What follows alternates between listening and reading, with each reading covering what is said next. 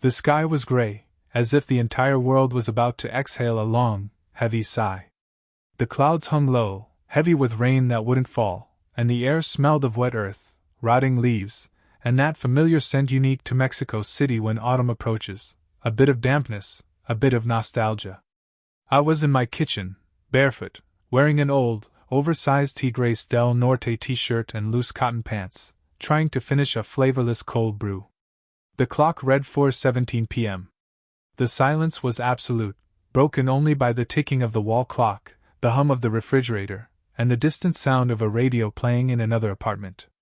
Then the knock. 3 quick, firm raps, as if someone had no time for politeness. "Yes?" I shouted without moving from the sink. "Javier, please, I need help." It was her. Her. Marisol, my neighbor from 3B, the blonde, the one who always wore her hair down like a cascade of silk under the sun. Even in this city where the sun rarely showed itself, she did it anyway, like a promise she refused to break.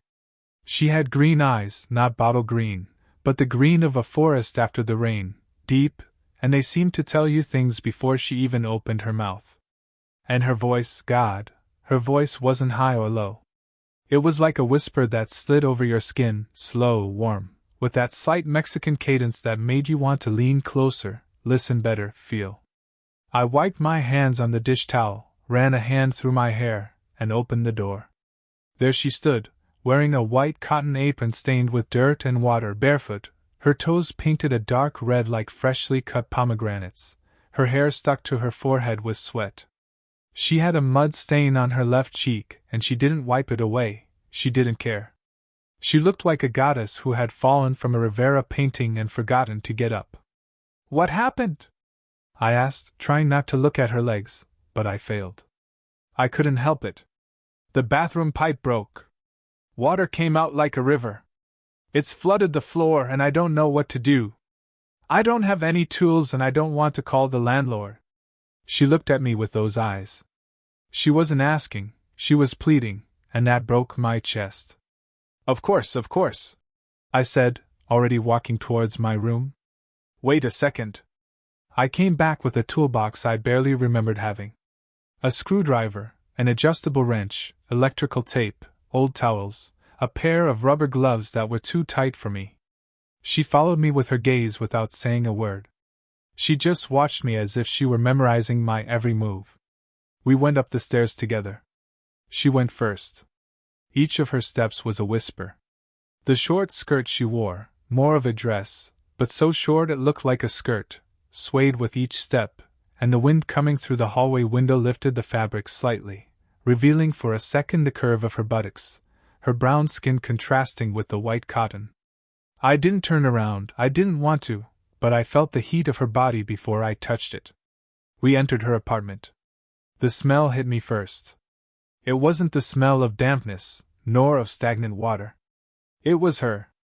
Vanilla, and beneath it, something else, something sweet, warm, like the sweat of skin that has been under the sun, like the scent of a body that has been walking, sweating, living. The bathroom was chaos. Water everywhere, on the floor, the walls, the edge of the bathtub. The shower pipe, an old copper tube, had completely detached. Water fell like a miniature torrential rain, and the floor was covered in a puddle that had already reached the door. "I'm sorry," she said, her voice cracking. "I didn't know it was so old. I saw it trembling yesterday, but I thought it would hold until Monday." "Don't worry," I said, putting on the gloves. "I'll fix this in 5 minutes." I knelt down. The water soaked my pants up to the knees. I got under the bathtub, pulled on the pipe. I felt the cold metal, the corrosion, the wear. With the adjustable wrench, I adjusted it, tightened it. I turned it. The water stopped gushing out forcefully, but it still dripped. "I have to take it apart completely," I said without looking at her. "I need a new washer. And what should I do in the meantime?" I turned. She was standing, her hands crossed over her chest, the apron wet, her hair stuck to her shoulders. Her lips were slightly parted, she was breathing slowly, as if holding something back. "Can you dry the floor? Bring towels, lots of them." She nodded without a word. She went to the laundry room and came back with a pile of clean white towels smelling of fabric softener. She knelt beside me on the other side of the bathtub and started cleaning. We moved like two dancers who hadn't rehearsed but knew the rhythm. She passed the towel over the floor with soft, almost caring movements. I worked underneath with my hands, my fingers, the tension in my muscles. The water seeped through my pants cold, but my body was warm because every time she leaned in, her hair brushed my arm. Every time she moved, her hip came close to my leg. Every time she breathed, her breath mixed with the steam from the water. "Are you cold?" she asked without looking at me. "Your lips are blue." I looked at my hands. They were white, but not from the cold, from the tension. "It's the dampness," I said. She didn't respond, just placed a new towel over my leg, as if wanting to dry me, but without touching. She just let the cloth fall and stayed like that, immobile, watching me. "Why didn't you call the landlord?" I asked to break the silence. She stopped. Her eyes turned darker, deeper. "Because I don't want him to know I'm alone." I looked at her, really looked at her. It wasn't a dramatic line, it was a confession. She fell silent, and so did I. In that moment, the world shrank to two people, a flooded bathroom, and the sound of water still dripping slowly, like a heart that didn't dare to beat. "And now?" I asked, lowering my voice. "No," she said, standing up. "I need you to help me with something else." I didn't wait for her to explain. I didn't need her to. I felt the air change. It became dense, heavy, as if the water on the floor was no longer just liquid, but emotional. She approached slowly, without touching, only with her gaze. Her chest was rising and falling. Her breathing had become deeper, slower, as if she were holding her breath to not break the moment. "What else do you need?" I asked in the lowest voice I had ever used. She leaned down, not towards me, but towards the floor. She picked up a towel near my feet and then sat back on her heels on the wet floor, her legs together, and looked at me. "I need you to hold me." She didn't say, "Hold me," she said. "I need you to hold me." As if it were an order, as if it were a physical necessity, as if her body had stopped functioning without that contact. I didn't move, I didn't breathe, I didn't think, I just looked at her. Her eyes were filled with tears, but she wasn't crying.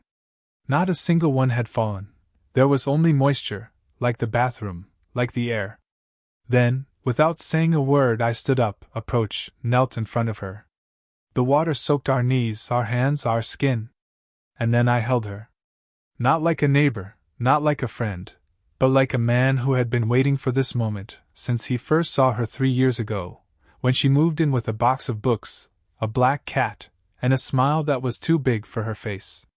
Her arms closed around my neck. Her head rested on my shoulder. Her damp hair, smelling of vanilla and her skin, covered my face. I felt her breath on my neck, hot, trembling. She said nothing. Neither did I. I just held her. And for the first time in a long time, I felt something inside me come undone. She moved a little, just a little, and her body adjusted to mine as if it knew exactly where to fit, as if it had been searching for this space forever. I felt her chest against my chest, her stomach against my stomach, her legs now parted, brushing against mine. The water seeped between us, but it didn't matter. The cold didn't exist. Only the heat of her skin existed. We looked into each other's eyes. Her eyelashes were wet, her lips red and slightly parted, her breathing short, her gaze intense. "Do you want me?" she asked in a whisper so low I almost didn't hear it. I didn't respond with words. I responded with my forehead. I pressed it against hers and then I kissed her. It wasn't a quick kiss, it wasn't an emergency kiss. It was a slow, deep kiss, as if we were gathering all the years of silence, all the glances we had exchanged in the hallway, all the times we had nodded hello and remained silent as if we were afraid that speaking would break us. Her lips were soft, warm, sweet, as if she had tasted chocolate before, as if her mouth knew what I needed. She opened her lips with her tongue slowly, as if we had all the time in the world. And I devoured her, not with voracity, but with devotion. My hands moved up her back under the wet apron, feeling the curve of her lower back, the softness of her skin, the dampness of her back. I went a little lower. I felt the edge of her cotton panties, also wet. And then I pressed her against me.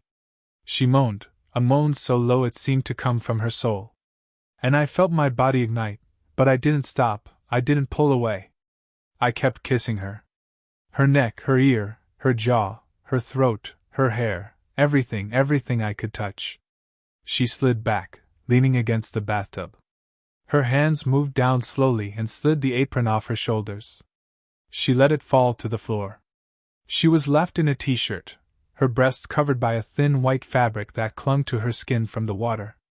Her nipples were hard, visible, like two rosebuds.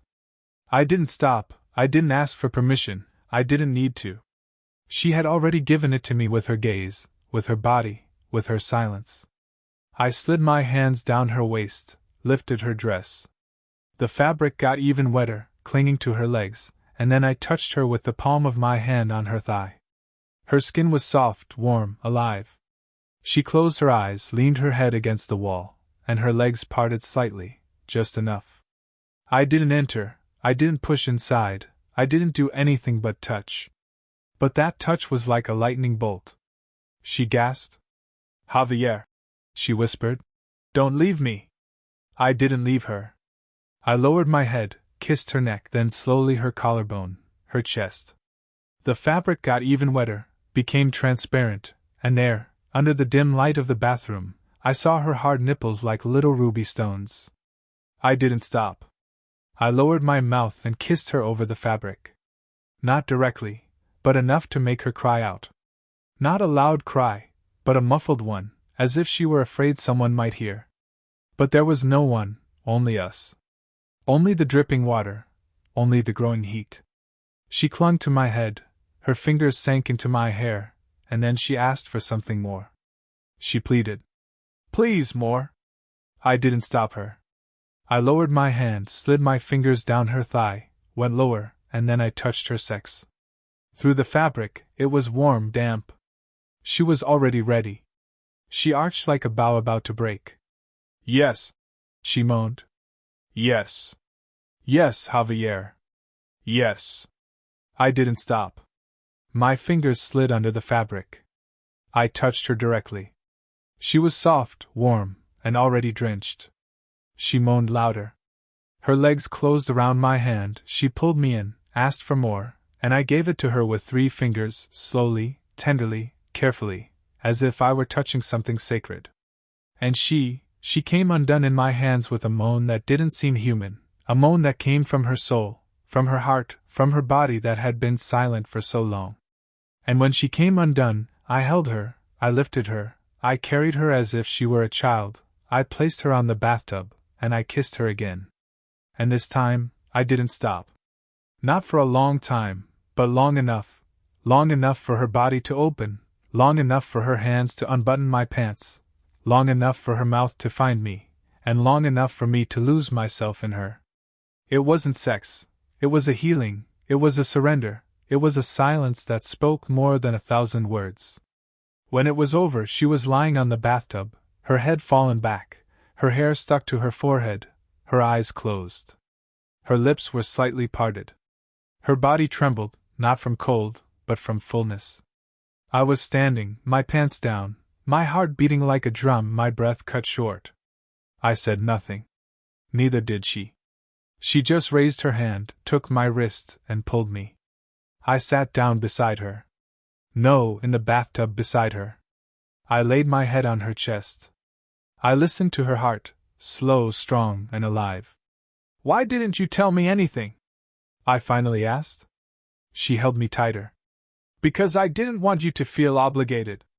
"I don't feel obligated." "Then why are you here?" "Because you needed me." "And now?"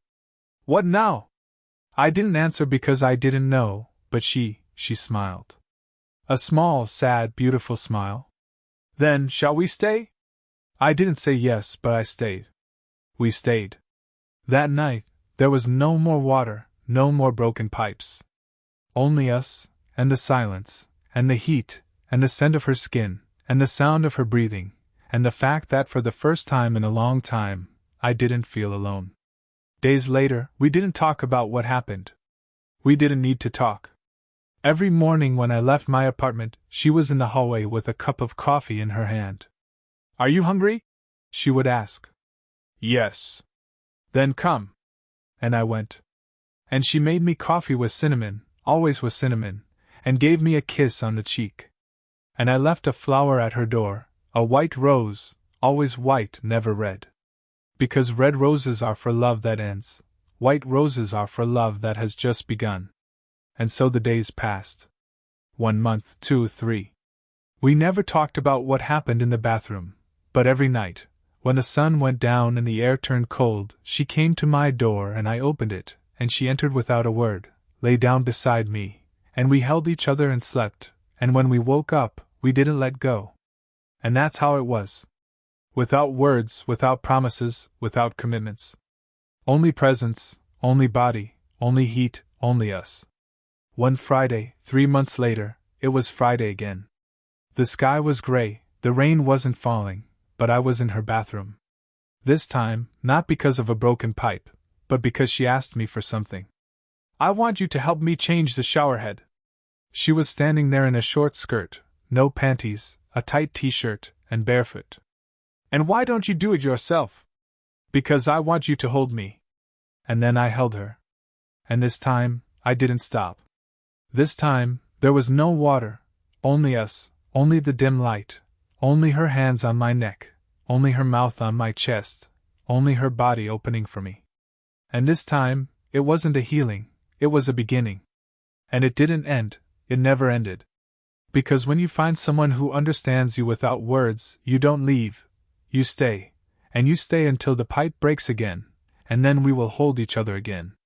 Because sometimes the water we need most doesn't come from the pipes, it comes from bodies, from silences, from kisses that go unspoken, from lingering glances, from neighbors who become home. Today, the pipe is fixed, but I don't need it anymore because every time it rains, she comes and I hold her, and I don't need more because she is my home, and I am her refuge. And it doesn't matter if the pipe breaks 1,000 times, we will always, always return to the same place, because there, where the water was lost, we found love, and we didn't let it go.